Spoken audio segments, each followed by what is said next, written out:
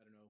Weird. No, first of all, no need to apologize. It's great to be back with you, man. I missed you. I hope all is well with you and Emily and all the pets.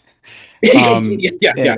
And I'll catch up on what I can catch up yeah, to get us going. But yeah, but it's great to we be back. also we still should. I mean, it's much easier in the summer. We should all get up somewhere. Go to dinner or something like that. Yeah, yeah. I mean, look, the invitation's always open for you to come down this way. We'll meet halfway, whatever works for you guys. But it's great to be back for office hours with J and L. Um, it's just good to have conversation, man. Sometimes we need an outlet, and I know you have yours, I have mine, but this is also another good one because I get to learn from you, and the audience gets to learn as well. And current topics, past topics, what the hell has been going on with you, man? That's the first question. Let's get out of the formalities, bro. I just tell me Oh what gosh. has been So going yeah, on, and I'll fill you in on me too. So, but go for it. right. Shoot. Yeah, like hello world, welcome back. Yeah, it has been a while. The past semester got really crazy.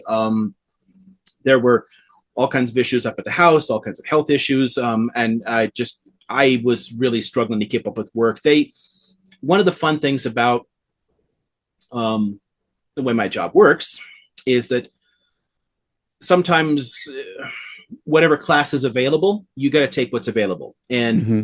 if I don't have material for it, then I got to redo that. They Hmm. decided to give me the US class this semester, which is fun. I haven't done that since 2013. So it'd been a dozen years or so. And the notes, everything about the class structure is trash comparatively. So I started over. Um, and I also had a class on the Enlightenment. And that meant during the semester, while I've got my, six, seven classes, I'm also writing two of them Wow. and the commutes and a bunch of health issues that cost me some days. So it just Goodness. got to be impossible to keep up with anything else just in terms of stress and all the rest. Sure. Sure. Unfortunately, we went on hiatus. To anybody who's still around, hi, welcome Yeah, back. they miss us. They We're, miss you for sure. yeah, I we're mean, starting over here. I'm still on TikTok and reading and stuff. But like, where's Liam? We want to do office hours with Yeah, and Liam. I And is he okay? dropped And I'm off like, of he's almost totally fine.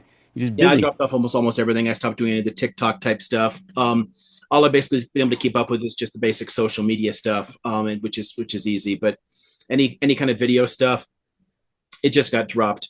And I'm trying to reorganize for the coming term where it's not going to affect things in the same way. Okay. Sounds So good. when I start getting a new class again, it's not going to throw it off in the same way. But it's involving a lot of tweaks at home to make sure things work better. But between the major change in my work and the health issues, I just I couldn't hang. Well, at the end of the day, you're here.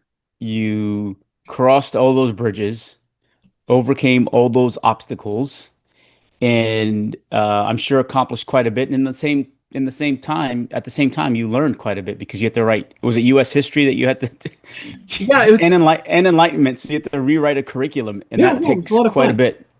Yeah, they're Yeah. they're both things that I would enjoy doing. I mean, I'm the fun thing about being able to do the US classes there every now and then is that it's just not a I mean, it's something that I know enough to teach, but it's not my established teaching fields.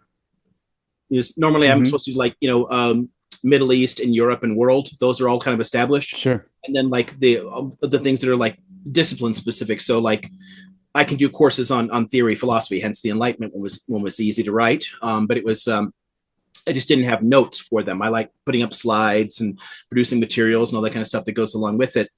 It was a great deal of fun to put that one together too. And actually, if you get to talking about some of the Trumpy stuff here, I've got a fun reference to Montesquieu I want to make. But Yeah, let's do um, it. but yeah, it was really neat to be able to do US because uh, I guess anybody who's known me knows something about my positions in politics and whatnot. And that kind of comes through in the issues I talk about. So the course dealt extensively with um, race issues and oppression of Mhm. minorities and women, and with capital issues and like the imperialism angles. Like the because there's way too All much. relevant topics today. Yeah, all that fun stuff where The right loves to say, hey, education needs to be all like super patriotic and only talk about the good stuff. I'm like, hey, let's talk about some good stuff and also all the fucked up stuff that we do, because that's how you learn. If Yeah, you don't pay attention to the bad things that have happened, you can't do better in future. right. Or you can't ignore it, right? You just can't like Right. brush it under the rug, sweep it under the rug. That's a Yeah. bunch of nonsense, I think.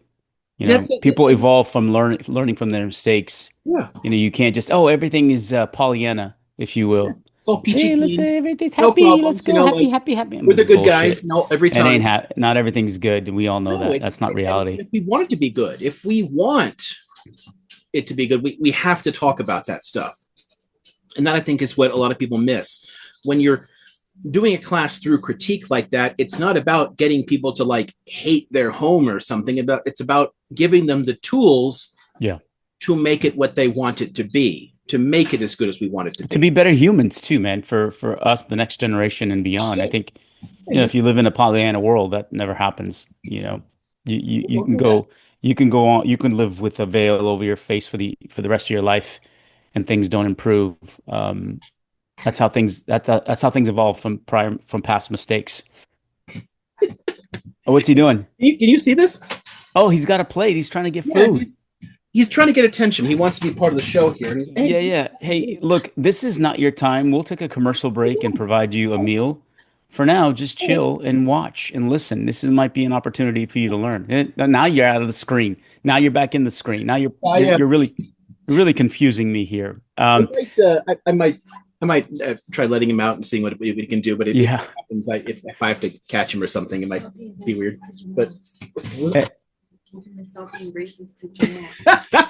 I can hear you in the background, Emily. I think you're distracting our man here now, right now. did you hear what she said? No, no, I just heard whispers. Um, it's a it's kind of a joke based on his name. You know, who Appo's named for, and He had a falling out with the PFLT back in the day, and it's just been weird ever since. He's named for Abdullah Chalan, so Appo. There's some So that was complex between Palestinian liberation movements and the Kurdish liberation movement. So that's why I see, I see. Now, see, this all comes later on in life. I learned these things from the two of you because at first I have no idea where you've gotten the name Oppo from. I just thought it yeah, was, it's just Kurdish for uncle, and it's a nickname for. yeah. See, I could have Googled that, as simple as it was to Google Oppo, and I refused to do it because I figured you just wanted to name him Oppo, and I said, hey, why not? All good. Um, and how are you, Emily, since you're like off camera? Actually, pop back off. Okay, cool. No, man, I'm glad. From the other room. Say again. She could hear him banging the plate around from the other room. So No way, I couldn't even hear that. yeah, he's like when he lifts it, he's like letting it fall onto the bottom. I thought it was a paper plate. Is it a glass plate? Yeah, it's what it was. Shut the. On the plates. Yeah, Give him a glass plate. Give him because he can't eat the paper. You know what I mean? Paper. yeah, and he will. He'll just tear it apart. So Yeah.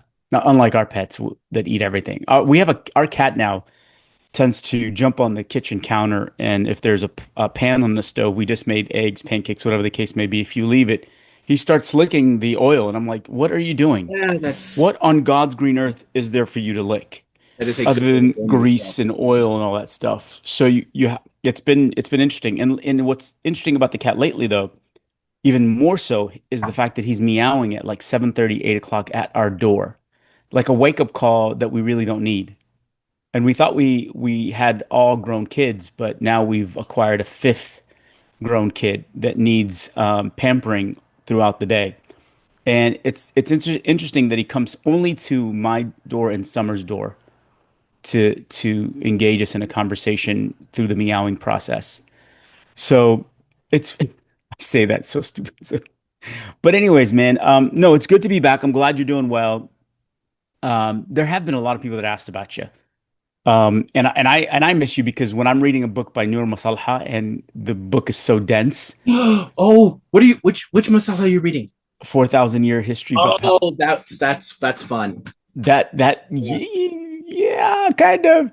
It is a dense book, Liam, and I've learned all sorts of ways to pronounce words.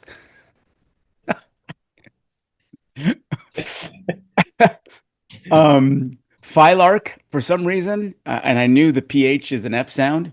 For some reason, I called it Psylark at the beginning. I'm like, That's what am I thinking? There's a PH there. It's English. So I'm like, Phylark, not Psylark. cool. I pivoted this past week because Surdah, one of the pharmacists out of Gaza, wrote his own book, who's still in Gaza, called A Journey from Misery to Hell. It's a great book. It's 245 pages. I'm on 114 of the 245. Well written, very, very simplified language that pulls on your heartstrings, but also has some levity in it, a little bit about love and his connection with the people in Gaza, his emotional roller coaster ride and the atrocities. So yeah, man, I miss you there in those reads. And hey, one person even came up on the panel. Hey, I just came up to ask you, is Liam okay? I'm like, he's good. Oh, Yeah, he's good. oh, He's good. We will thanks. be back together. And so I announced it this past Thursday that you and I are recording our episode again. Oh, thanks. Yeah, it's nice to know it. I'm because I dropped so much off of the TikTok and world and whatnot that some people remember that. That's Of good. course, man. You made an impact. I think you can't forget that you have a significant community. But I've been in the trenches, man. Still, based on what's been going on, it's been freaking crazy. And I get some knuckleheads in my comment section sometimes of things that don't make sense as to why they come into the videos. And so, um, it's been uh, it's been unbelievable, and it continues with the complicity of all these Western governments who just spew empty rhetoric and don't take Yeah. action. And then Summer and I, we opened an MMA school. So Brazilian Jiu-Jitsu and Muay Thai. So Interesting. we subleased the morning facility from where I teach at night. Mhm. And then we did that for a couple of months, and I decided it just didn't make sense because I can only do morning classes, and the target audience is typically on 8 to 35, and that audience needs an evening class. So yesterday we spent all day converting the garage. We threw out a bunch of stuff, and so we placed one mat that I have. We ordered more mats, and so we're going to convert the garage to a BJJ and Muay Thai academy under Hands Up Athletics. And Neat. so we're excited about that. That'll start June. June 1 is the start date for that. I've already got two students for Jiu-Jitsu, a couple of students for Muay Thai. And so I'll be doing that out of the garage in the mornings and then hopefully have some evening classes. And so that's why this schedule works out perfectly. And then my son and my older daughter have been training with us, so that's kind of cool as well. And then I'm doing a kids boot camp coming up June 15th for both. I'm doing a 2 month boot camp where we'll do 1 week of jujitsu, 1 week of Muay Thai. So alternating for 2 months. So I think we're going to do that out of the garage as well. I probably have about 5 kids that are going to do that. Mhm. 3 of them are my barber's kids. So they're like, hey, I want all 3 kids in there. I'm like, hey, works for me. We'll take Yeah, it. that's cool. And so I'll be keep my fingers crossed that takes off, becomes a huge thing. You can't fit in the garage anymore. And next thing you know, you got Hey, from your lips to God's ears, that's the goal, right? It just makes more sense to not pay anybody lease money when I can do it out of the garage and we have the space. And then if it does scale a little bit, we open a garage door, build a canopy, and put mats out on the driveway. there you So go. now we have Yeah. a 40 by 40 Just space. keep We're building good. and building and see where you go. That's it, brother. That's how it goes. One day at a time, and just keep prayers up. Otherwise, everything's been, you know, Summer's parents were out here for a little bit. My middle child has been doing ministry work through videography. My son's been posting a lot of stuff on social media around faith. You should check it out. Emil Shafani. He's on TikTok and Instagram.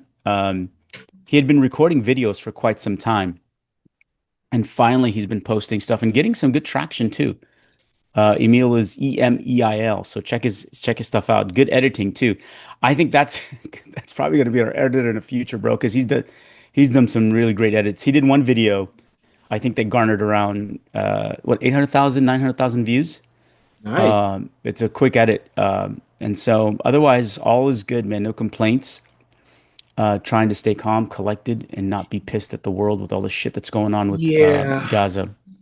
So Yeah, that's one of the reasons I was looking forward to getting back to something like this, because honestly, opportunities to vent a bit on it help to keep me sane and not like, I don't know, going all Unabomber or some shit. I'm joking. Hello, NSA agent who follows me all the time. I'm just joking, but it helps to keep you calm and like, just yeah, things are just insane. And all I've had is like the classes to deal with that, and you can take some of that stuff out there by trying to say, okay, here are these bad things. Here's how we can recognize it. Here's how we can do better. Right. But it only goes so far. And yeah, he agrees. To be able to deal with some of that stuff, and it's not just the. I mean, there's all kinds of domestic shit going on. There's the international stuff going on. You mentioned the situation in Palestine. Just thinking about, I just ran into one this morning. I was chatting with Emily about, because in the last couple of weeks, it's been steadily building up toward the French and British governments considering a way to put a little pressure by threatening to recognize Palestine. Yeah. Plenty of small countries do that already, but it's not, it hurts a lot more when it's a really big country, big trading partner.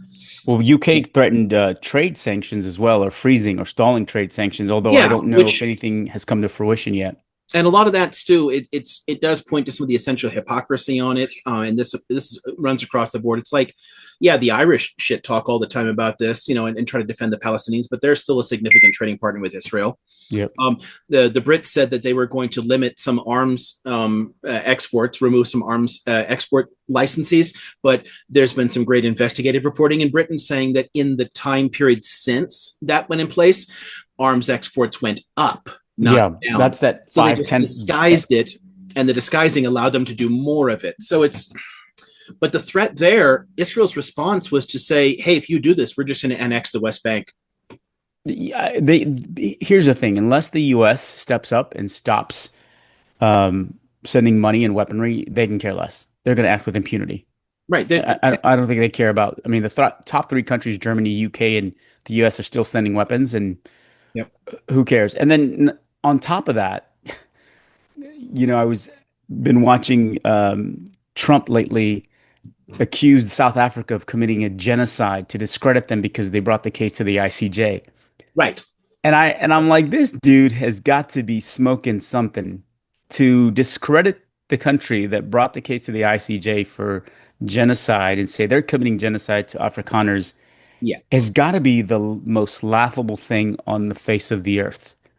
It works in a way for them because, and this is a very long-term problem with the Republicans that we tend to ignore now, but as things got worse and worse there in the 60s, 70s, 80s, support in the Republican Party for apartheid South Africa kept going up because it is a significant issue as they began to embrace the old segregationists that used to be in the former Dixiecrats, but they started to intentionally court those voters. You see that like in with the Goldwater run in '64, and then Nixon's Southern strategy in '68, and all that crap. As they started shifting more and more explicitly to that, and you get that really strong by the time of Reagan too. Support for the Afrikaners was always there. The U.S. and Israel were the last major holdouts defending apartheid South Africa, and that support has never gone away. Which is why the white genocide rhetoric works so well here. Why there's so much support for, and it's same thing for like the white minority in places like Zimbabwe, Namibia, every place like this where white power collapsed and it became a more majoritarian state. These folks hate that. So it's an opportunity to deal with something it's basically red meat for a racist base, but it also serves that dual function of attacking South Africa over what it's been doing right with the International Court. It's I find it interesting. You said something that I've drawn a blank on for some reason. Using that rhetoric to garner more votes because there is an appetite for it, right? From certain parts of his base or his large part of his base. Mhm. But the lengths to which he went to paint a picture that was ridiculous. The misinformation provided about the crucifixes, the context in which he misrepresented the chamber hearing. There was a journalist on one of the news channels the other day that just tore apart every argument when being interviewed. I forget her name, just did really well and tore apart every aspect of not only the photos he was showing were of Congo, the crucifixes, which were a memorial. And what I just don't understand is, okay, does he know he's that blatant and that does he think that people won't like fact check that stuff? Is he that like, or is this, what are your thoughts on that? I mean, Here's okay, this might be useful, and honestly, for the kind of people who listen to this stuff, this is one of the more important things that I'll ever want people to hear. We waste too much time taking seriously their rhetoric and fact checking it and trying to say, oh no, it's actually this, because they know they're lying. And this has been true for 70 years. When you started like that shift in the US in the 50s and 60s, when they started consciously adopting neo-fascist ideals and hardcore white supremacist ideals into that and finding ways to mainstream it, to whitewash it in a way to like change the language. Oh, you can't say the N-word anymore, but what if you say like welfare queens? That's okay. Or what if you talk about busing? Like all the ways they found to get around this stuff. They've never cared about the facts of it. We elected Reagan in the 1980s, right? Which is a long time ago for a lot of the people who might be watching this stuff. And Reagan was a hardcore conspiracy theorist. He was a supporter of the John Birch Society. They never cared about the facts around what they were saying. It's always the rhetoric. It's the people they're appealing to. If people take that stuff seriously, right, engage with it, you're falling into a trap. You're actually doing what they want you to do because it stops you from paying attention to the reason they're doing it. This is preoccupied. a huge problem for the so-called liberal media is they're chasing all this shit. They're fact checking it. They're calling out the lies around it, and you're ignoring why are they doing this in the first place? What is the actual purpose? What's the thing that they're doing behind the scenes? Or what does this rhetoric actually accomplish for them? If we paid better attention to that, we'd have an easier time countering them. But if you engage on that, and if you make that the argument, if you make the centerpiece of your time to speak is fact checking their lies, you're playing their game by their rules. Yeah. That because it's busy time for you. It's busy time. But I just find it so interesting that it's so blatant. I mean, it's just unbelievable. They've realized with decades of this that it doesn't really matter, that they can get away with anything. When Reagan was lying, there was at least some effort to try and make some of them plausible. But the more extreme ones that he did, he still got away with. You get the same thing under W. Bush. The more extreme ones, he got away with it, and it becomes more of a bipartisan issue. Bill Clinton got away with tons of shit. Obama got away with tons of shit. They lie their asses off, and when it works, when there's no accountability for it, and one or the other of these clowns is always going to win, they ultimately stop caring. And if you're a listener who's so susceptible to it, you're easily influenced. Right. You can't make your own decisions, and you become trapped in this cycle of BS. Yeah. It's real. Everything is real. Cambridge Analytical crap, that Emily likes to talk to me about a lot. It's ultimately our politics are a giant psyop. They're just messing with our heads. It's using advertising logic. It's using the way our emotions can get wound up around something. And honestly, the fact that a lot of more liberal-minded people care about the facts, they care about a shared reality, chasing after that stuff works. If you give them a huge pile of lies and they waste their time talking about those lies, then you're getting away with a whole lot of shit in the background that ultimately doesn't matter. I mean, there's one of the things I'd love to talk a little bit about is the things hidden in Trump's big, beautiful bill, because it's supposed to be a budget and it includes some horrifying shit that's going to have a hugely negative impact on us. And the media mostly talks about the budget aspects of it. They mostly talk about the financial part. Right. Some of that is important. Like, like cuts to Medicaid. That stuff matters. It could ultimately throw millions off of their health insurance. So it's a huge deal. But it also has some stuff in there that shreds what's left of our representative system and makes us a government more akin to Russia. Well, let's dive into that. I think it's a relevant topic and it's a new topic. I'd like to dive into that, and then also, if you're open to it, if we have time, talk about his recent negotiations with the Houthis, Saudi, what's going on with Iran, and the impact to Israel-U.S. relations as it pertains to him excluding them from the negotiations process. And I'll just preface it by saying I don't think it means diddly squat, quite honestly, because they continue to act with impunity and Trump can care less. But let's dive into the budget bill gosh, honestly, the foreign policy thing, there's a useful point to start with there, honestly. Yeah, wherever you want to go. What people are often doing, and here's where again you get caught up in the specifics of some of this stuff, is that we too often miss it's like one of those like forest and trees things, like you end up like focusing on the detail of something and missing what it really means. Trump has done several things recently that no president would have been comfortable trying to get away with something like this before.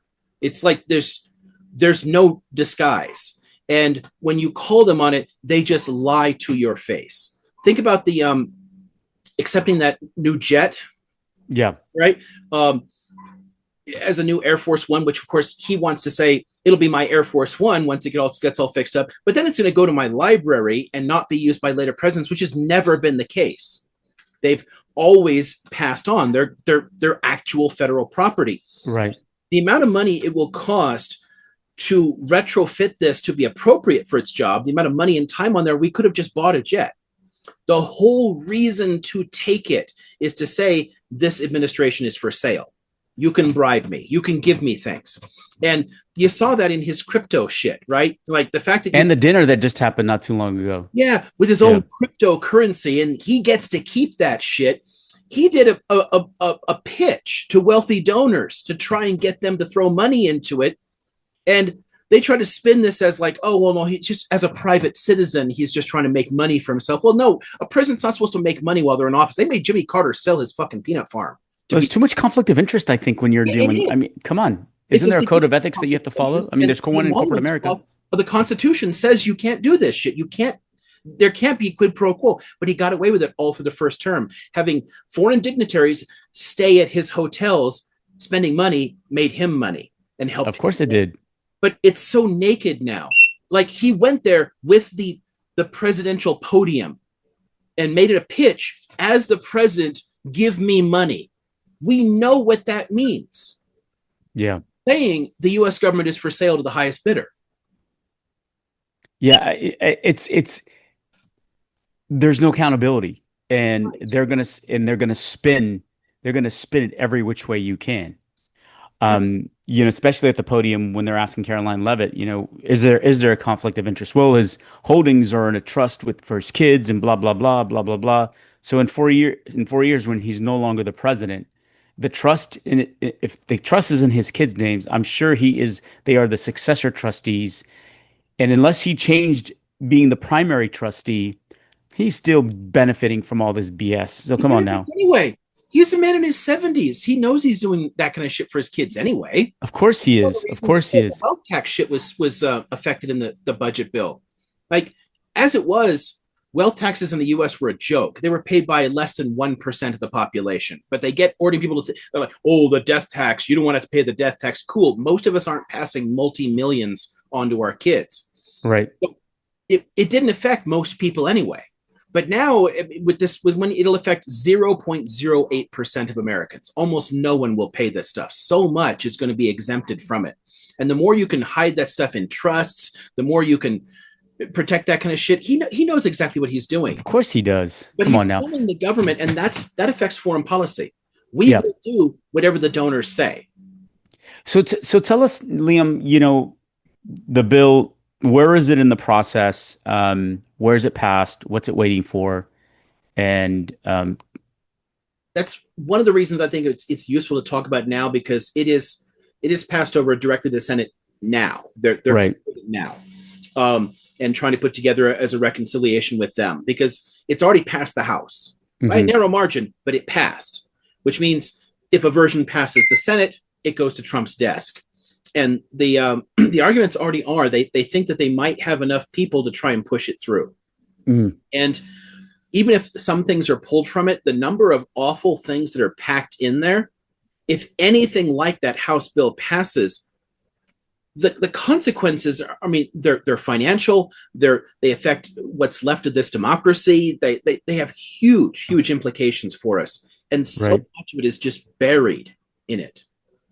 And if you're typical American, how deep are you going to dive into a bill? Right.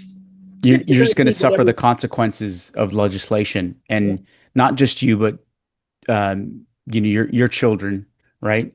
Yeah, And it's going so, to show up in your social media feeds through the algorithms, whatever. You're going to get what little pieces are going to show up there. So more liberal people will get some late show people criticizing it. The more right wing people are going to get like whatever their media is spinning, whatever Newsmax take is yeah, on there. It's you're not people don't read legislation. I have really vivid memories of at the time I worked in an aerospace company, and a lot of the folks in aerospace and in defense in general are pretty conservative leaning or hmm conservative. And I had, in order to try and have conversations, I printed out that USA Patriot Act, yeah, through it with people and showed them, okay, look at this. Look at this. Do you think this doesn't affect you? Like, right. and you could not get them to understand it. It was like, well, no, that'll be fine. It'll be fine. It'll all work. Don't worry about it. Like, are you kidding me? So, what do you recommend to people? I mean, look, people listening today, who need to fully understand the bill and the consequences of the bill, what should people do? If it's passed, what should people do? Quite honestly, this is where I don't know. It puts me up against a wall in a way, because there's nothing I can really recommend anymore makes a great deal of sense to folks. It's like we need the only way to save things is to focus on massive civil disobedience. And we do not have a mass movement in the US. We've Yeah. lost, I mean, one of the reasons that we got like the New Deal legislation in the 1930s was this country had significant socialist and communist movements. So FDR was being pushed in two directions. hmm He had to find some way to split the difference. And in the process, managed to save capitalism, but also did so by throwing a lot of carrots to the other side to help them out. Sure.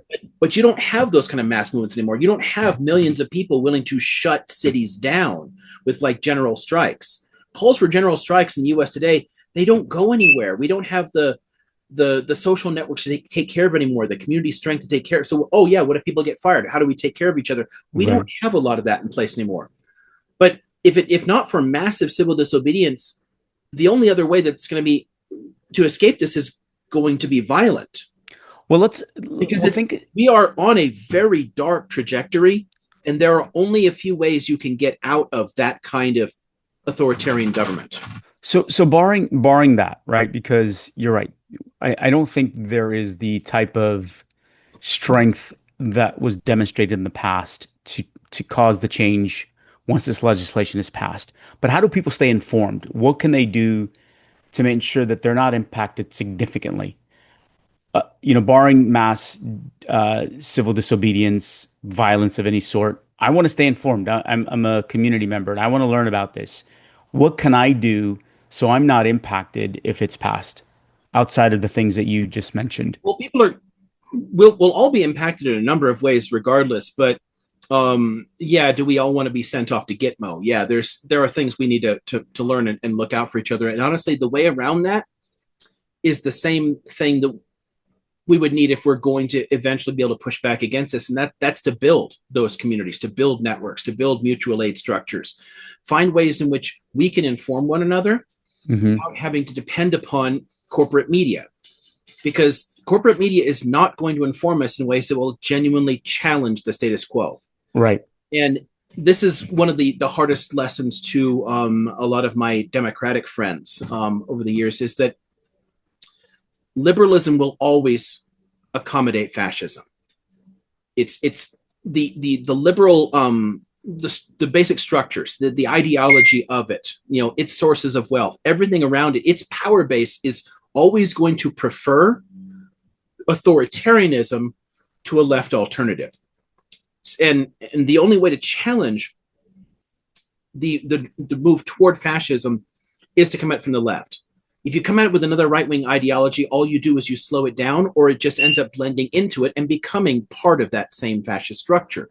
It doesn't give you the tools naturally to oppose these things. Right. Liberalism has never actually challenged fascism. People are like, what about World War II? We didn't get into World War II because we disliked fascism. Churchill actually said a lot of really nice things about Mussolini and Hitler before the war.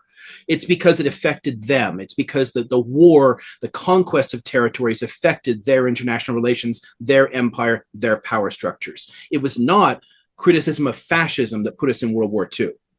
And it wasn't the Cold War either. It was a freedom versus tyranny. No, it wasn't. It was about economics. Most of our allies in the Cold War were dictatorships, and we were fine with that. It was never actually the way it's presented to us. Sure. And this is the problem with organizing here, because if you're dependent upon media to inform you, but the media are enterprises, big businesses connected into the capitalist power structures, they're going to focus on the parts of it that they want you to know. The parts that don't actually threaten them. It's what benefits them. It's right. And they'll downplay the parts that actually matter in many ways. Right. So it's the only way to do this is only to build up the ability to inform each other. So it's things like this, to the degree to which we can put material out there, but really community is your best bet. Forming a larger network of people, building real communal relations, people that you can spend time with, talk to, and people in that are going to be able to they'll turn to sources like this. They'll bring information in. They'll talk to their neighbors. Us talking to our neighbors is the way out of this. What comes process. What comes to solutions. Sorry, what comes to mind as you're talking, and we need a venue, a platform where you actually just talked about the Patriot Act and broke it down line by line.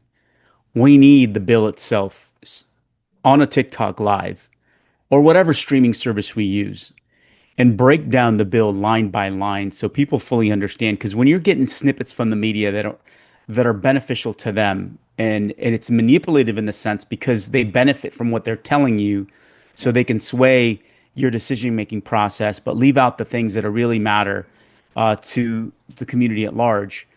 I'd like to see, and I got to do my homework. I got to pull the bill itself and really go line by line to fully understand it, because full transparent, I don't understand it in its entirety. I hear snippets of it and I know the impact financially.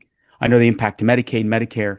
But if I were to pull the bill and go line by line, and someone's listening to me and we open it up for Q&A, okay, what does this mean? What does that mean? How do I make adjustments so that it doesn't impact me? I think that's what we need. We need that type of platform. And long term, you hope that by doing such behavior that you influence people to take initiative and do the same and preempt any future issues that might come up. That's what I'm thinking. Like it's got to be a learning session.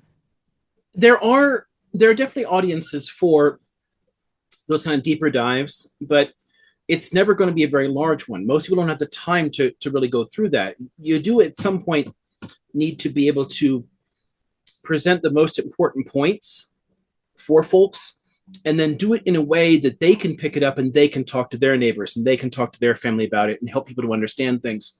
And at the end of the day, it's more a matter of, okay, this relates to something I said earlier. We have to pay more attention to the consequences, the implications, what this actually means for us, instead of getting lost in a lot of the weeds of fighting back on every individual thing. Because one of the reasons that the administration fired off so many of those executive orders so fast is it's intended to flood the news cycle. It's intended to wipe us out, to numb us to it, which means that a bunch of the stuff gets through without really being commented on. Yeah. And some things that are really, really bad get talked about, and other things that are really, really bad disappear and are never noticed. And oftentimes it's the little ones that slip by that end up having the biggest long-term consequences for us. So at the end of the day, for me, one of the biggest things is for people to recognize this is not a functioning republic. It hasn't been for a long time, but it really, there's no need, there's no justification for an illusion of that. You cannot fix the situation by just voting for the Democrat next time around. It won't fix the problem. You have to stay engaged. There's a bunch of things we have to do. So it really, some of it's going to take, and this is hard. And I can tell you just from studying the people who went through the Third Reich and how hard it was for them to recognize just how bad off they were. Because there's all kinds of ways that we can rationalize things. We can think, oh, it isn't that bad. We aren't as bad off as we are. But if we don't face how far we have fallen, we cannot find the strength ourselves to organize in a way that will help to right the ship. As long as we can rationalize and just, well, it'll be okay, like It's next temporary. time. It won't. Yeah. I find that interesting. No, go ahead, Liam. Finish your point. I keep interrupting. No, it's fine. I ramble a lot. No, I see that there is a collective who obviously is in opposition. I just don't know if their voice carries a lot of weight to cause the change that's needed. There's more power on the opposite side to allow this type of adverse impact to society. As many people who raise their voices and shout to them at the mountaintops, shit still happens. Right, and that's okay. So let's connect that to some more recent protest movements. I don't look at like the Occupy struggles there, or Black Lives Matter, or the Palestine freedom stuff. If you're showing up to big protests, you're showing some numbers, you're seeing other people who agree with you. Cool, that's one thing.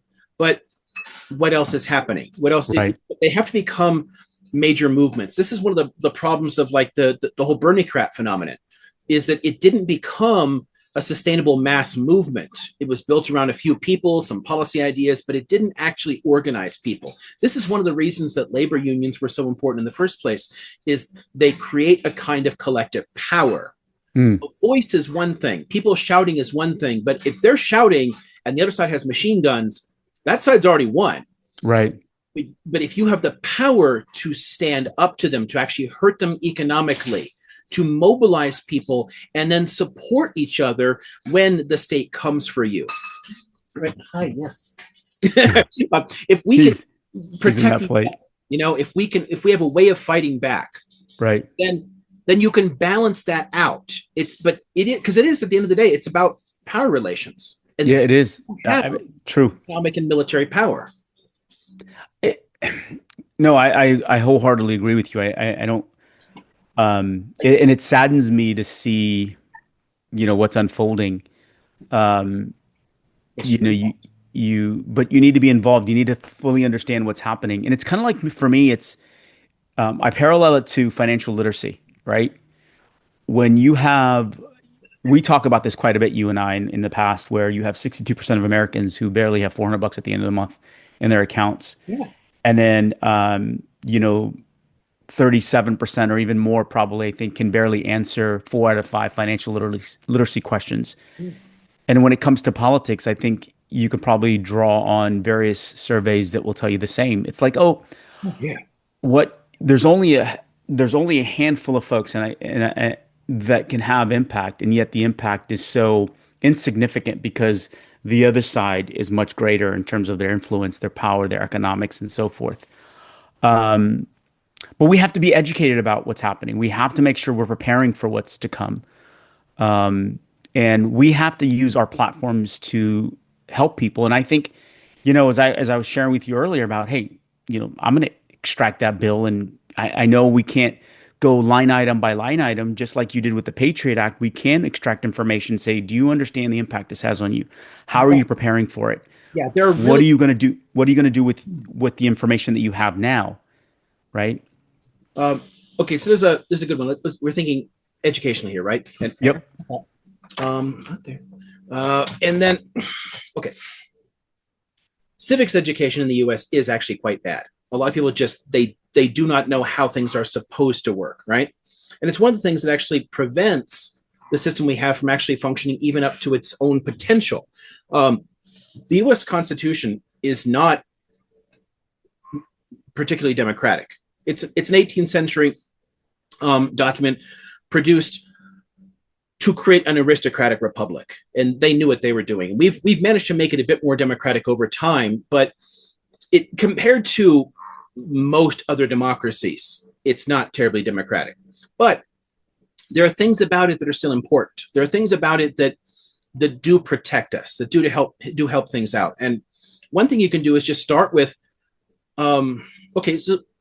start with the influence of people like Montesquieu, because when they're putting together the Constitution, they're looking at some significant political theorists, right? And not only is Montesquieu's Spirit of the Laws give us things like good defenses of due process and civil liberties, but it gives us the basic separation of powers. And it's sad when you see a lot of studies, statistics, like surveys that asking people, do you understand checks and balances? Do you know what the executive, legislative, and judicial branches do? I mean, and a majority of Americans have no idea. Right. It's an even smaller number of them that really understand where it comes from. Like, who can talk about Marbury versus Madison and how it gave us like the way the judicial really works, and all this stuff that helped to flesh out that system. Hi. Oppo wants to be involved. Hello, Oppo. Welcome to JNL. Yeah. So one of the things that's in this big, beautiful bill that's most important for us. Words. It guts the judiciary. It kills its ability to actually enforce any of its own rulings. And we've already weakened enough the way that the legislative works. Mm-hmm. The legislative has surrendered a ton of its own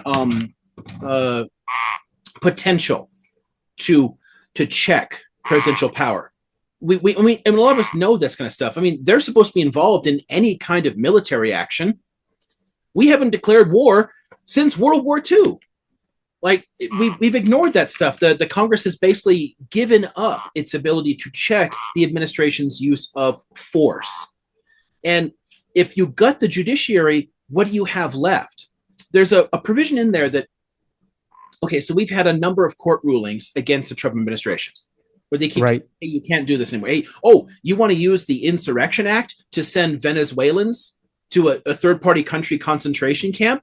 Completely ignored one of the rulings, right? And how do you do this? Like, we're not at war with Venezuela. We're certainly not at war with like a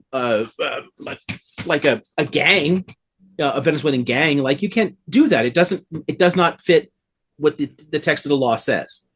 And the courts under the Constitution are the ones who interpret the laws and what can be done. So if they're saying, hey, you're misusing the Insurrection Act, they can issue injunctions stopping them from doing it.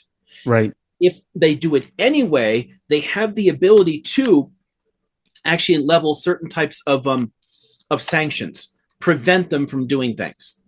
But what this bill does is it takes away that ability. They can't spend any money enforcing their own rulings. So it will allow the government to act with impunity when what they're doing is unconstitutional. And it sounds unilateral decisions. So I can care less what the legislative or the judges decide on my actions. And quite frankly, isn't he doing that now? He is. He is doing that, but now you put it in writing. Well, there are some things that they're ignoring completely, but others they have had to stop because of the threat of contempt of court. Because if they issue a contempt of court judgment, then what can happen is it can institute actual criminal proceedings. They can enforce that. They Right. take people out of positions where they're able to do it. They could actually directly enforce things that they're saying. If the government says, I'm going to do it anyway, like, cool. The cops are coming to get you now. But if you say they can't spend a dime enforcing a contempt order, then it's just like somebody saying naughty, naughty. So now the courts can say, naughty, naughty, you can't do that. And the administration can say, I don't give a shit and do it anyway. And there's no accountability. There's no way to enforce it. It's not possible to enforce. So it makes the judiciary irrelevant. And how many people know that's embedded in the bill? My guess is, because I haven't heard it. How many which? How many people actually know that? Oh, yeah, no, I don't think that. Yeah, and it's buried in there because it's a budget bill, right? And this is technically about money. What it says is they can't spend money. Yeah. To do this. And how would they? So let's take a step back. So the novice is listening to this.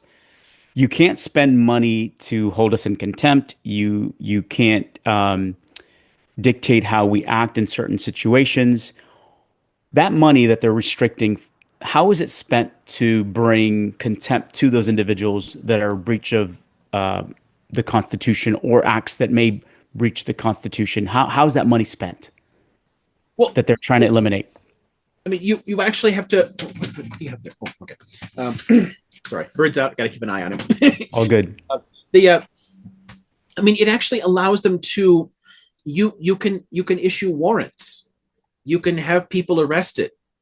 You know, if officials are engaged in blatantly illegal acts, mm-hmm. there are ways in which the courts are normally empowered to stop that. And this is one of those. If they can't spend money issuing an arrest warrant for somebody, and those warrants won't be followed because there's no money can be used in force, right.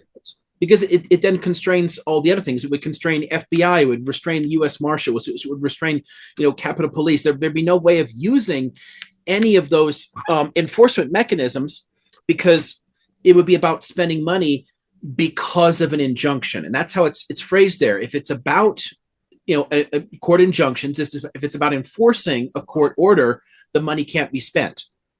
And we're talking about, I can't do anything about it. And we're talking about when you're filing for a warrant or when you're issuing a warrant, we're talking about hours worked, people that you're hiring to go execute these warrants. You're talking about taking away the allocated budget for salaries and things of that nature that impact this type of behavior. And so I think people need to know that. Like I didn't know that until you mentioned it now. So as I'm thinking about what you're saying, I really have to dive deep. And because all we hear through the various snippets and snapshots of the media is how it's affecting Medicaid and Medicare, those impactful things. And then they're talking about the tax that and the lack of impact on the wealthy.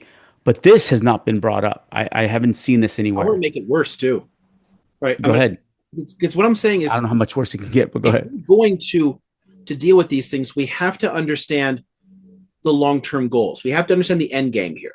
Yeah, tell us. First, divorce it from the issue of Trump himself.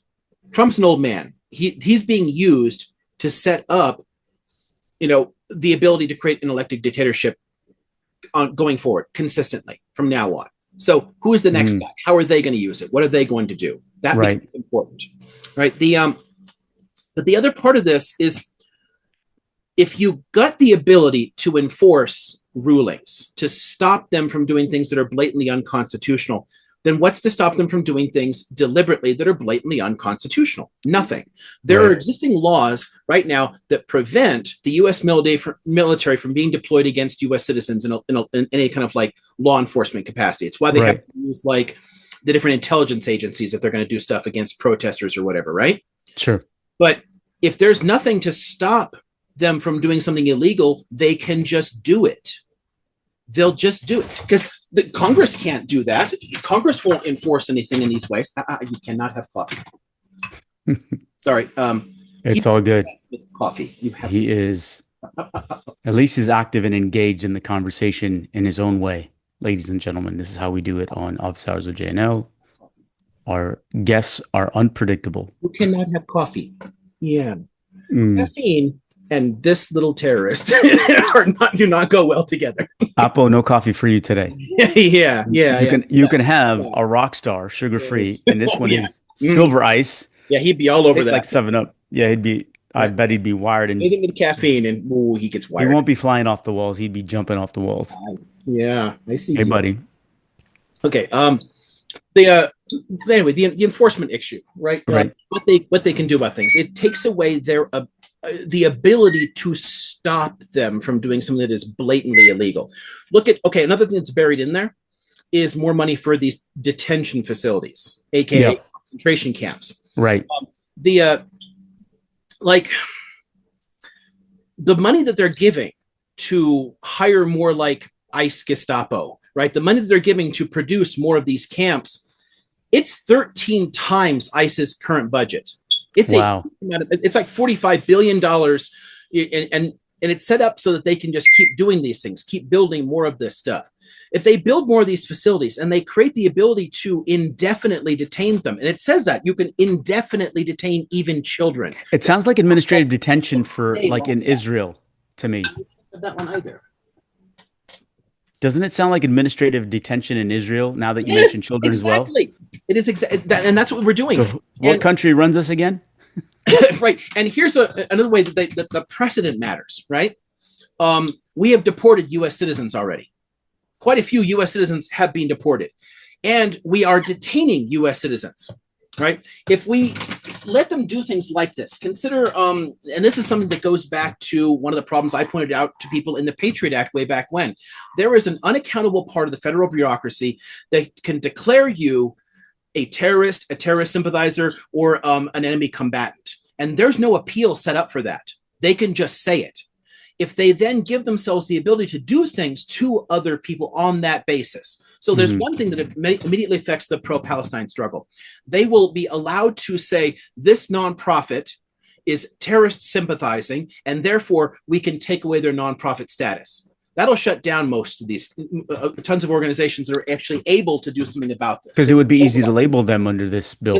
It's hard to get the money for this stuff. You need that tax exempt status to keep all these organizations running. But it's worse than that, because combined to all these other things, if you can just label people terror sympathizers and you're allowing them to deport U.S. citizens, right? And what if we can just send them off to, hey, you can't destroy the book just to get to the coffee.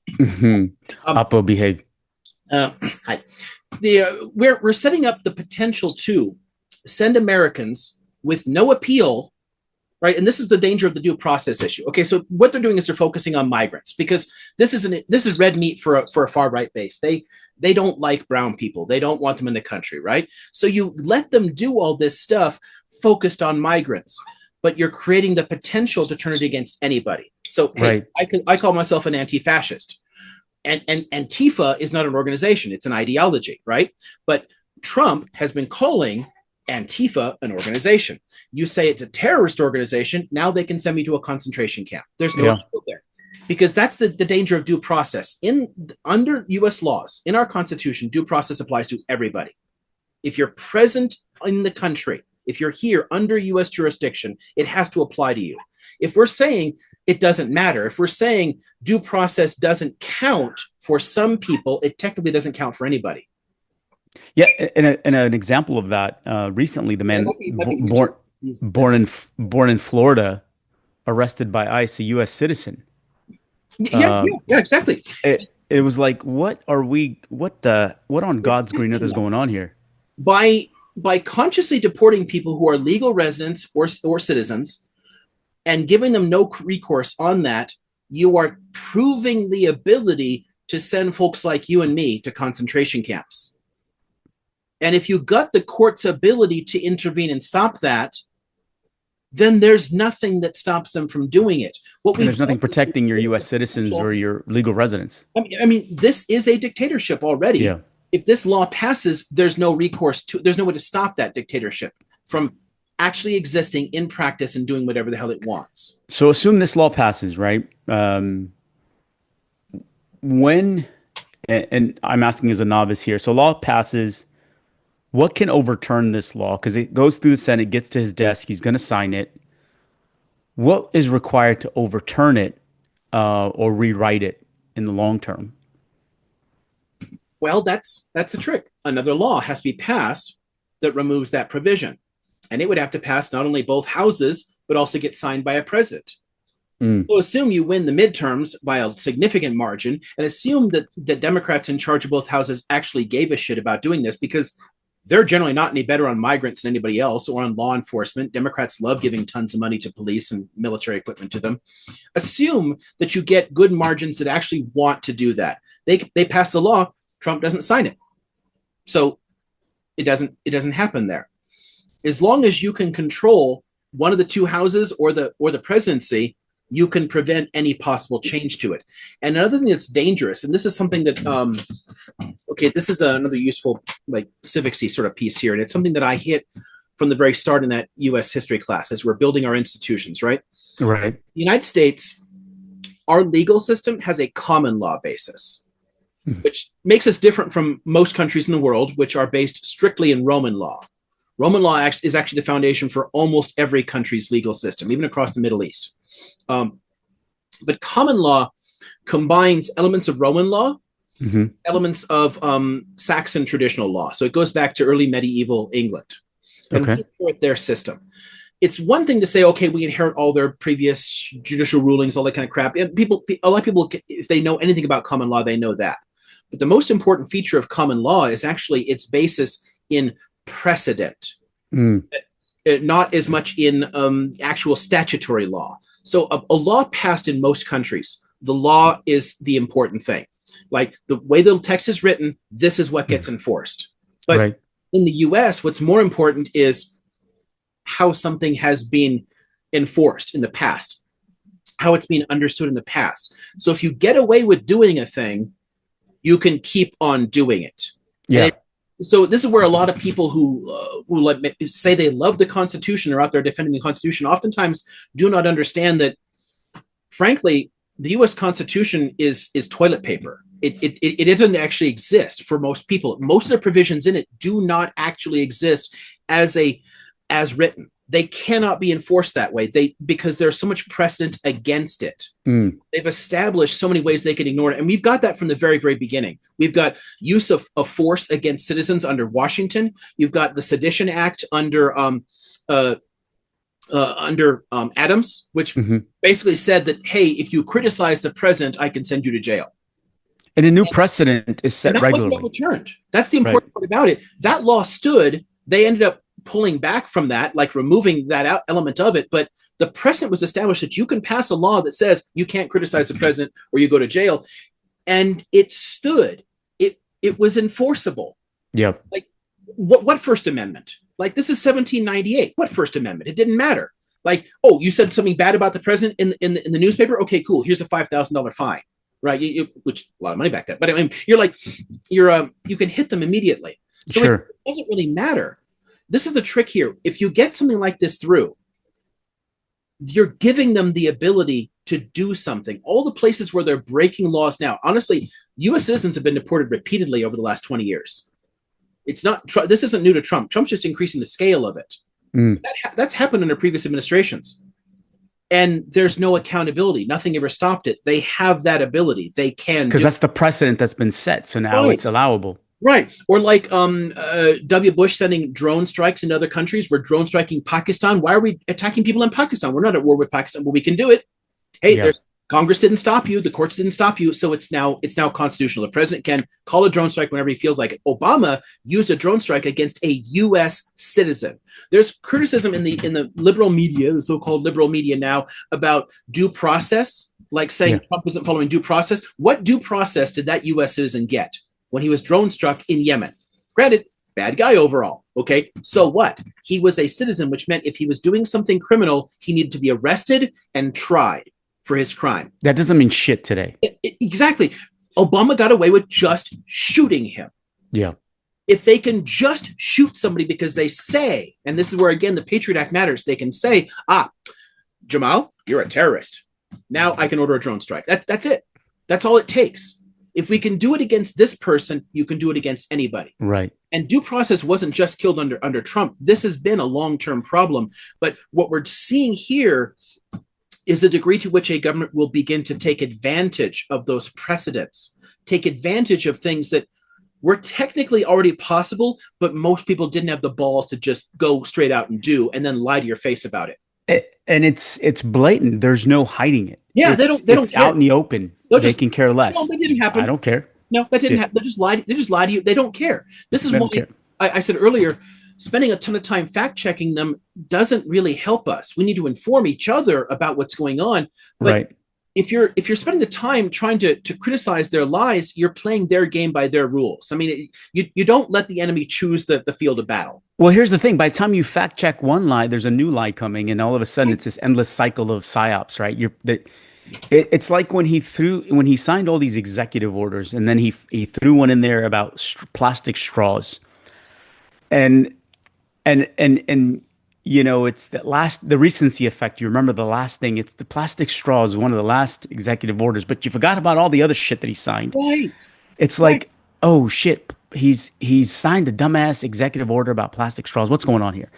But you're right. It's this psychological warfare, and people, by the time you fact check one thing, a new thing is coming. And how can you keep up?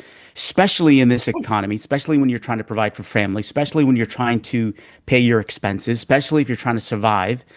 How do you keep up with the bullshit if you're, in this society? It's not easy. And so you have to continuously be informed about what's happening. And that requires more than one individual to do. It does take a collective. It does take a community. Exactly. It does take a community. And we really have to be able to step up, not only to inform each other, but to organize to do something about this. And we cannot keep pretending that changing the party in power ultimately changes the system. There's another provision in the bill here that I want to connect to a longer issue. Yeah, please. They not only gave themselves the right to indefinitely detain children, but they created a minimum $3,500 cost for parents to be reunited with a child that they're keeping in a concentration camp if the child just came into the country. You know, it's a child crossing the border. Yeah. They can keep him in a camp, and then they can charge that family to get their kid back. Or asylum seekers, people who want to apply for asylum in the U.S. Hi, I'm fleeing political persecution. I want asylum in the U.S. They have a minimum $1,000 application fee. If you're fleeing a genocide or a war zone or something, where are you going to get the grant from? Escape from the country. How often do you have $1,000? The paperwork is hard enough already. They've been counting on complicated paperwork to make things difficult. Right. But you're going to charge people $1,000. But here's the problem with a lot of that stuff. We've already been breaking U.S. law and making things difficult for asylum seekers. Under U.S. law, under existing U.S. law, it is legal to walk across the border at any point. You do not have to go to an actual port of entry.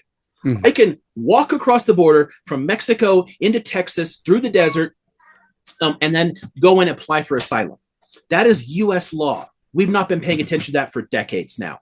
We round people up for doing that. We stop them from doing this. But U.S. and international law both support this, right? The ability to enter a country regardless of the port of entry or whether it's legal to cross in a particular place if you're fleeing persecution. But we have ignored those statutory laws. And here again was where common law matters. The statute says you are able to do this. It is legal to walk across that border and apply for asylum. And what we've been doing is we've been, A, forcing people to stay in other countries and apply from there. That's a violation of our laws, right? Or B, if they cross over, we treat them as an illegal alien. Right. And then we throw them into a concentration camp and we don't give them due process for that. Biden did that too. Right? I'm sure. Obama did that too. We've been ignoring U.S. law on asylum seekers for a long time. Trump is just more brazen about it. Mm-hmm. And now he's charging $1,000 per application. Yeah, which is ridiculous, right? So not only do you now have even if you can do it right. You can stay in Mexico and apply from there and go to the normal port of entry. Now you just simply can't afford it. You're a refugee living in a camp in Mexico. How do you pay for the paperwork to do it? How do you find somebody who can file the right documents in the right language for you and check all the boxes? That just adds one more obstacle. But again, legally, they should have been able to just walk across. I don't think it's an obstacle. I think it's a deterrent. Yeah, because it's a deterrent. It becomes so difficult for you to do that and to muster up $1,000 if you're in threat of a genocide, or if you're in a refugee camp and you have to get someone. I'd rather go, do it a different way than have to go through all these different obstacles. And then you want me to collect $1,000? Right. I don't know how people can do that.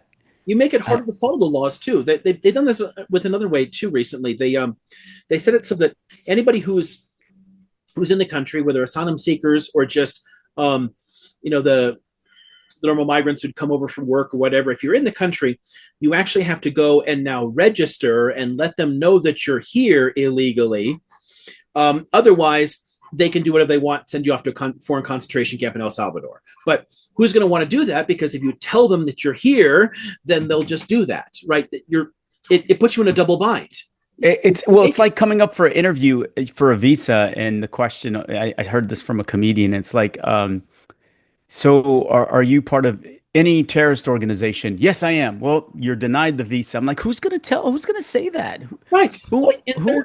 They're actually ambushing people going to courts for their asylum hearings. There was a dude who was literally tackled in court by plainclothes ICE agents on his way in to do the next step in his asylum proceedings. If they know you're coming, they'll just go for you. So don't follow the laws. But then you can use that for red meat for your base. They're not following the laws, so they don't belong here. And here, look what we're doing to prevent this. Yeah. Yeah, look, they're breaking the law, so we just got to send them to concentration camps. We can't allow them to break the law with impunity. So damn if you do and damn if you don't. Then it's a damn if you do and damn if you don't, because you're pretty screwed. You're fucked, if you will. Yeah. I'm slipping so much of this stuff in a so-called budget bill. I mean, what we're doing is we are creating an elective dictatorship. Yeah, and we've had an imperial presidency for a long time. Hell, it's a phrase that Schlesinger was using in histories in the 1960s, based upon the number of laws that have been passed in the early Cold War that gave the executive tremendous power already. Go back to earlier decisions, from the Civil War era on. Lincoln actually suspended habeas corpus. And that's the presentation that's a precedent that Trump is using now. Now, Lincoln did it in a time of significant war with a major insurrection. The Confederacy was an unrecognized rebel government, et cetera. But we just simply shut down the right of due process under Lincoln, and thousands of people were sent off to prison with no charges filed against them. And we justified that by saying, hey, if they'd done that, then maybe Maryland would have broken away and joined the Confederacy or some shit, or they would have struck from behind the lines or whatever, or they might have been using pro-Confederate propaganda. There's people rationalize that, and we look back and say, Lincoln was a great president. He saved the Union. But we ignore the cost of that. That's a precedent he set. Power to the presidency to ignore the Constitution. Trump is now citing that precedent of the Civil War to say migrants are an existential threat to the United States, and therefore we can suspend due process. If they suspend due process in these ways, it affects everybody. Right. I hate that phrase, existential threat. It's such a scapegoat of a freaking phrase. That's the thing. Everything's an existential threat. Right. That's what Israel uses all the time for the Palestinians.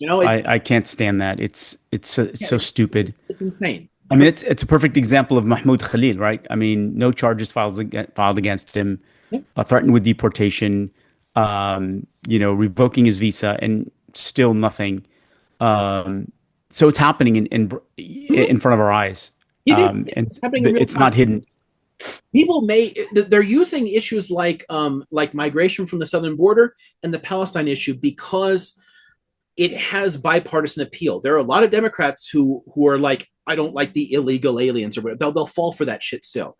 And the same thing with there's tons of Zionists in either party. There's plenty of people that don't know enough about this to know that they're siding with something that's genuinely problematic. So if you turn it against pro-Palestine supporters and say, oh, they're all Hamas supporters, they're all, I don't know, they're all like terrible people, right? If you do all that stuff there with a target that that they like, then you can do it against anybody. And Right. it's going to build on precedent that we have going back decades and decades. Look at the way they turned against the American Indian movement, the Black Panthers, the anti-Vietnam War movement in the 1960s and 70s. Look at the way they started rounding up communists and anarchists, back in the teens and 20s. I mean, the Palmer raids in 1920, they just rounded up thousands of people with no real charges, no evidence they did anything wrong, just based on their political views. And then they deported about 500 of them. With, again, they did nothing wrong other than being an anarchist. That's a 100-year-old precedent that they're using now against pro-Palestine activists. That's what they can pull on. Right. They're using it now against those kind of enemies. Again, if you can use it against enemies, well, a lot of people don't like anarchists. A lot of people don't like Palestine, whatever. Like, you can do that. But all you're doing is you're empowering a government that can use those powers against anyone for any reason.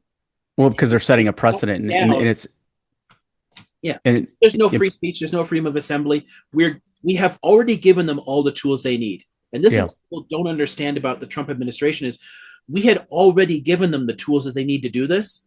All Trump is doing is being willing to use them. That's it.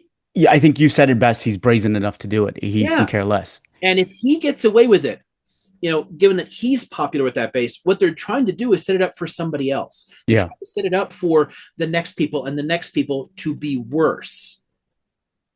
That's interesting. It's an interesting point because, whether it's people tout J.D. Vance, because I don't know if the Democrats have anybody in line that I see would be able to take the seat, but they're touting J.D. Vance as the next president. And you're right, they're kind of teeing it up for him. They're saying, okay, we're gonna create this path for you. All you have to do is follow this path, and here's what the future looks like. Right. And it's kind of like paving the way for the next dictator. It is paving the way for the next dictator. It's all they're doing, and by setting it up as an elective system, this is they're trying to get around one of the biggest downsides for fascist movements in general, because fascist movements tend to build up around a cult of personality. And as such, they have difficulty with a succession mechanism. How do you pass power to the next person? When Franco died, Spain went back to being a constitutional monarchy. It just gave up on it, went back to having an elected government. It stopped being a fascist state. It's very difficult to pass that on. But an elective system could be a little different. This is one of the reasons that you develop a very powerful executive system in places like Russia, Iran, whatever here, where you have a functioning democracy where people get to vote, but the person put in power is an autocrat. They have tremendous amount of power already accumulated. And part of that is putting pawns in place to help move along your agenda. Right. You give people power that are easily influenced, and they help move your agenda. I think enough of the governing structures in general. This is why control of the courts is so important. This is why the Israeli government has been going after the courts there, because they have an independent court system that actually can constrain government action. So Netanyahu's been trying to hobble it. Yeah. Right? There's a reason for that. It's not just to protect. We talk a lot about how it's trying to protect him from corruption. That's not the point. The Likud's background is literally a fascist movement from the 1930s. Right. They've always had that anti-democratic aspect to it. And by hobbling the courts there, they're trying to put that in place. This is why Russia went after the courts. This is why Russia actually took away elected regional governors and made them appointed. You're giving the person who climbs their way through the ranks there a tremendous amount of power. And then the way into the presidency is going to be through power. If you have an opposition politician, somebody who you don't want to run, well, all you can do is just say, well, that guy's a terrorist, and you arrest him. We have given the U.S. government the ability to do that. If you have an oppositional candidate who actually stands up and says, hi, this whole system is fucked and we're not a democracy, we need to change it, vote for me, they can just say, oh, well, you're a terrorist sympathizer, and off to Gitmo. Right. You label that individual and discredit them. No, I totally see it. I totally see it. It's sad to see unfolding in front of our eyes, and among a lot of things. So, as we kind of move on, we've got another 10 minutes or so. What do you want to cover next? What parts of the bill do you want to? We talked earlier about his decision making, Trump's decision making, or negotiations with Saudi, the Houthis, and Iran excluding Israel. Is there impact there? Is there no impact? I see as just a bunch of bullshit because I don't think there's any impact whatsoever. He's going to do what he wants to do. He's a narcissist, and whether he does it with Israel to me doesn't make a difference because he's still going to support them. What are your thoughts on that?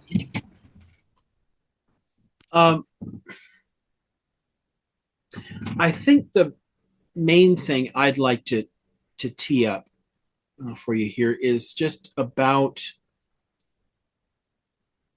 Okay, let's make a point basically about Trump and the way people talk about Trump. We spend a lot of time pointing out what a clown he is, as if that would matter. Right. Oh, he's a felon, as if that would matter. Nobody. Who gives a shit? Putting him in power, they don't care. Right. What that does is it ends up being a distraction that just plays with the dopamine in your head. It gets you all like, and it plays to a particular base, but it accomplishes nothing at all. Right.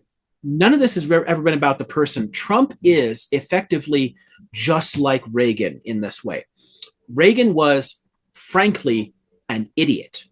He was really, really ignorant of basic facts about the world. I mean, the dude literally said most of the hydrocarbons in the air come from plants. They're like given off by trees. Trees are causing global warming. Like, are you fucking kidding me? But the dude didn't know anything, but he was a really good speaker. Yeah. Able to package really stupid ideas in a way that seemed jovial and people liked him, and white people loved Reagan. Right? He was good at acting. He was an actor. An actor. Yeah. But that was the whole point. Other people were writing this stuff. That's Trump.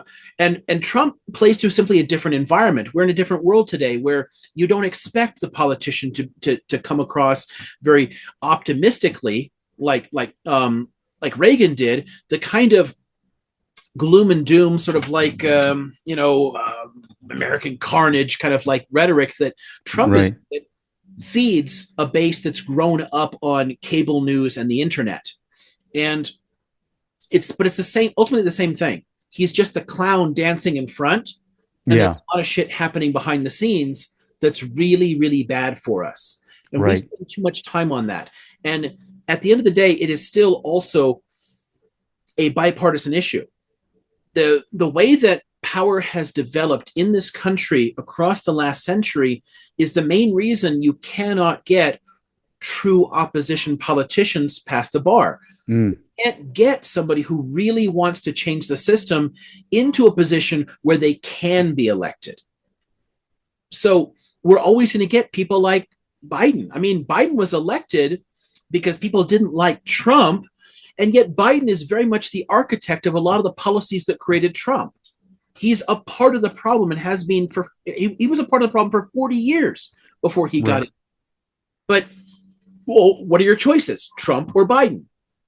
So what we do is the next time around, we queue up another Democrat who is going to pave more of the way toward this dictatorship, because we can't get somebody in to a position where they can run.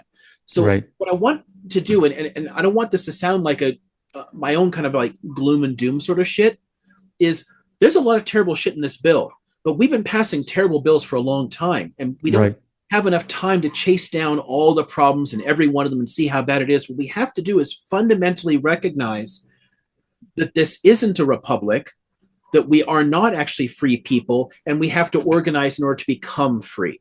We have to build a kind of revolutionary consciousness among people. And I don't mean that in a sense that I'm advocating violence or something, because I'm not. I don't want that to be the case.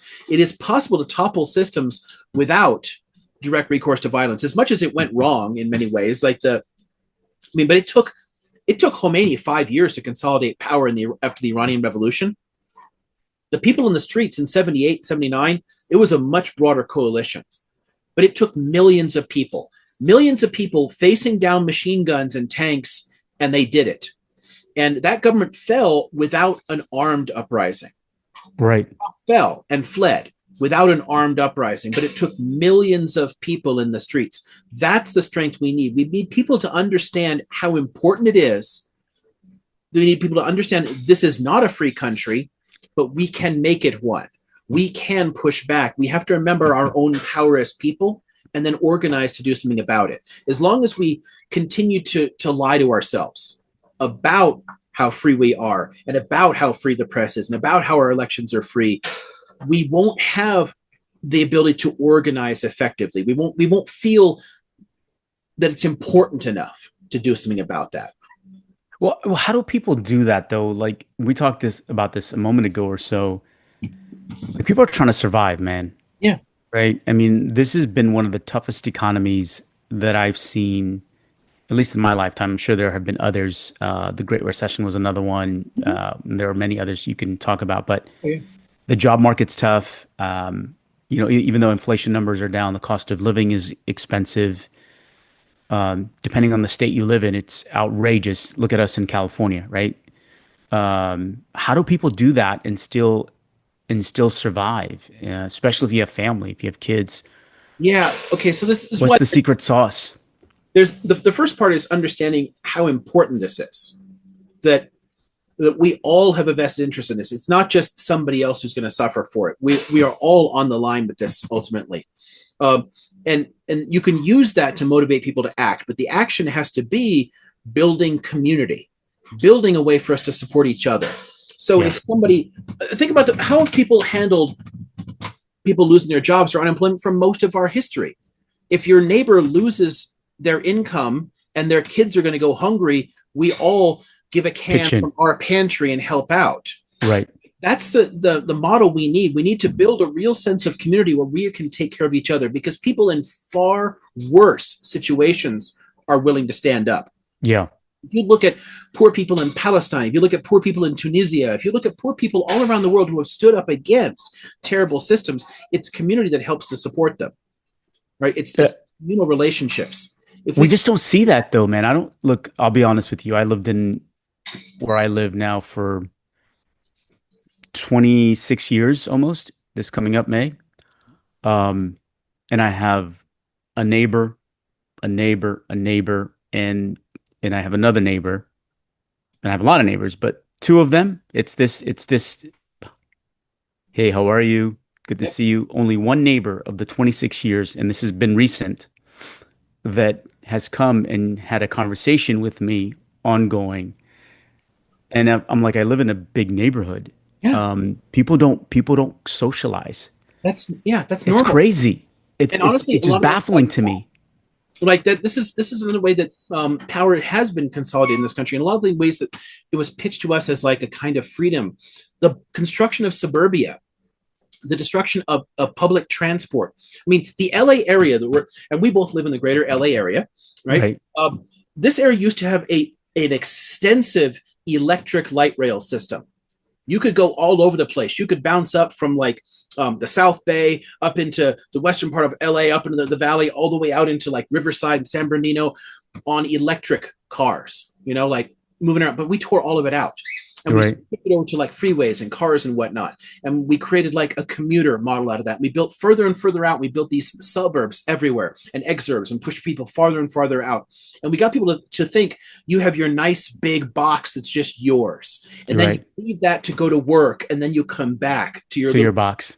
And you're not really interacting with the people around you. You're not interacting on the train. You're not living closer together in apartment buildings. You're not all going to local markets. You're driving to a big box store and then getting your shit and going home.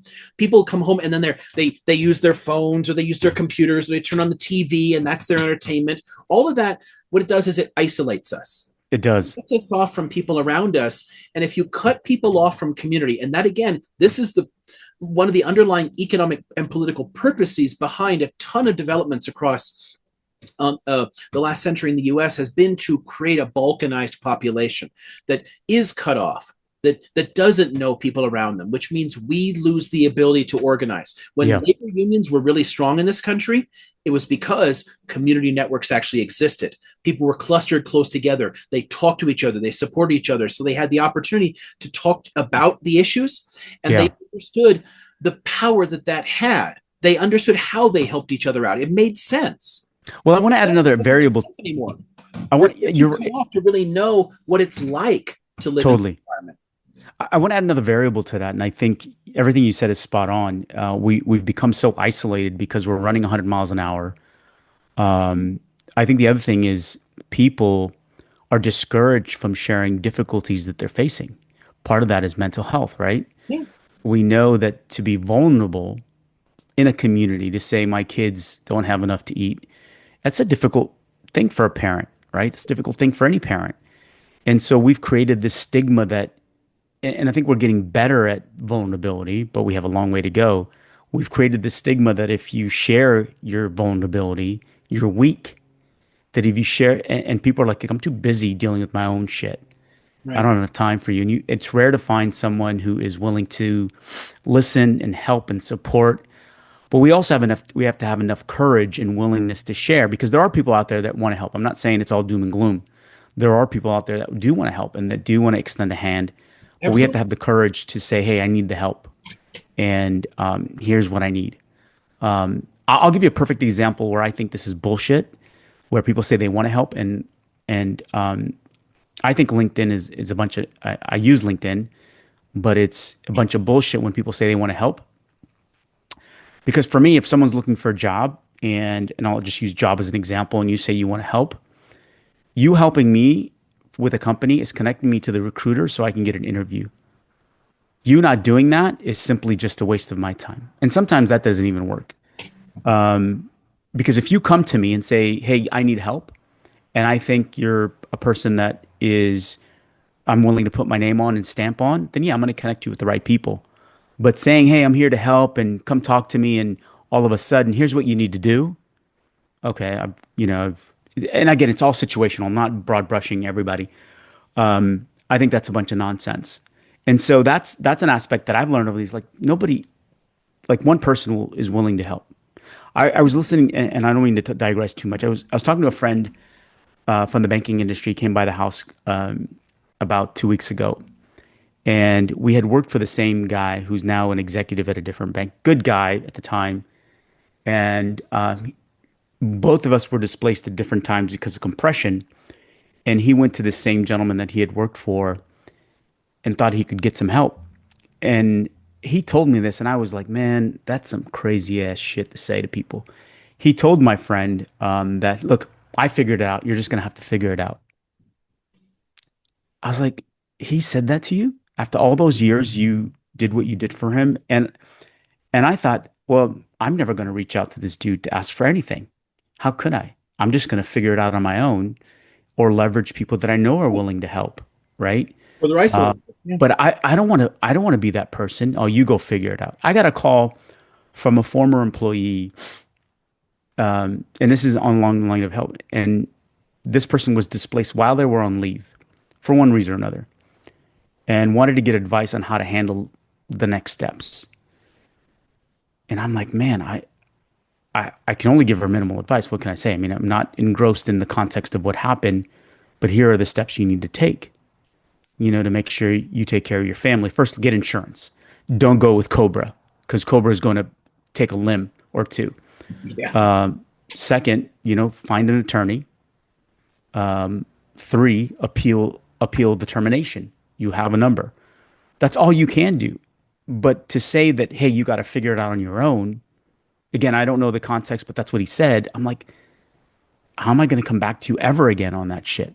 Right. Or how am I going to feel good about it? And so I think we need to get better at in that as a society. But we also have to be willing, like I said earlier, to have the vulnerability and the strength to say, hey, I need help, man. It's okay. I need help, because there are people that are willing to step up. And I know that was kind of a long-winded response and add to yours, but we're at 3:50. It's great. And there's a quick piece I want to add to it. Please. We're going to close out here because there's okay. So at the end of the day, it always ends up being the structures and systems that are really where the power is actually exercised, where the problems actually really are, but all of them are sustained ultimately by belief systems, by the way that we understand it. So the rhetoric around things can really matter, and it allows us to then fall into or support things that are genuinely harming us, but we don't know because certain ideas take off. So there's a one that ties directly to this. There's an element of U.S. culture that's been here from the start and was amplified across the 19th century and became like such a huge part of the rhetoric of our political elite, our media elite, thinking of ourselves as rugged individuals. It's that whole frontier basis, like, like pull yourself up by the bootstraps, like do stuff for yourself, Right. It makes it very hard. And here, even people that really understand the power of mutual aid or working together, right? Weirdos on the left like me, I have a very hard time asking for help because I grew up in a culture that tells you not to do that, to work hard, to take care of yourself. Don't look for a government handout. Don't turn to people. Don't ask for a loan. Like, just figure it out yourself. Do it yourself. Right. It's difficult for a lot of people to ask for help, and it's very difficult for a lot of us to be vulnerable with what's really hurting us, what's impacting us, and that's quite intentional, because at the end of the day, the way that they talk about the individual has never existed anywhere. No society of rugged individuals has ever solved anything. Everything has always been done through collective action. Yeah. The frontier was not settled by rugged individuals. It was settled by collectives who work together and by power networks that work together. But it functions to weaken us, to tell us that we don't have the ability to change things. We have to stand on our own and do our own thing. It's meant to weaken our collective power. This is one of the reasons that unions have been in decline for so long, is the increased prevalence of that kind of rugged individualist rhetoric in our politics. Yeah. And it got people to lose a sense of what they got out of these things in the first place, how their community actually helped them. And that's why people drive home to their suburban house, get into their nice little big box, and turn on the TV, and they don't think about the people around them. Yeah. And this is true for, again, all of us. You're mentioning of your neighbors it really resonates with me. And I, part of it is, so I'm an introvert. I'm not great at this sort of thing, but I have neighbors. I barely know them. I chat with two of them, but we don't know each other very well. It's hard, but I actually do. Like, if I got to move a piece of furniture, I can go over, I can ask, hey, Daniel, can you help me out? I can do that. But I also live in a very small town. And the harder that gets for people, like culturally, to think about that. The more we're programmed to not think about our vulnerabilities, the harder it is to ask your neighbor for help in the first place. And if you can't even walk next door and talk to a neighbor and ask them for help, how can you build community mutual aid? How can you organize against this? Facts. Well, listen, what a great way to end it, because we can continue this conversation for hours. We're at 4:02. Yep. Perfect timing for us. It's, first of all, let me just say it's great to be back with you, man. Hey. And I do want to say that anytime you need help, you can always reach out. I don't say that to say it. I say it because I mean it. And I hope I could do the same with you. Same thing. Exactly. Yep. Yeah. And I appreciate you coming on today. I look forward to these continued conversations. Guys, you just saw our first episode with Office Hours with J&L from a long hiatus, but you know what? Sometimes time off is good because we can come back with so much information. Liam, Oppo, Emily, great to be with you today. What a great conversation. I can't wait to have more episodes to share, more topics. Liam, say peace out to the people. Peace out, yo. Peace out. Awesome. Thank you, man. Appreciate you. Cool beans, bro.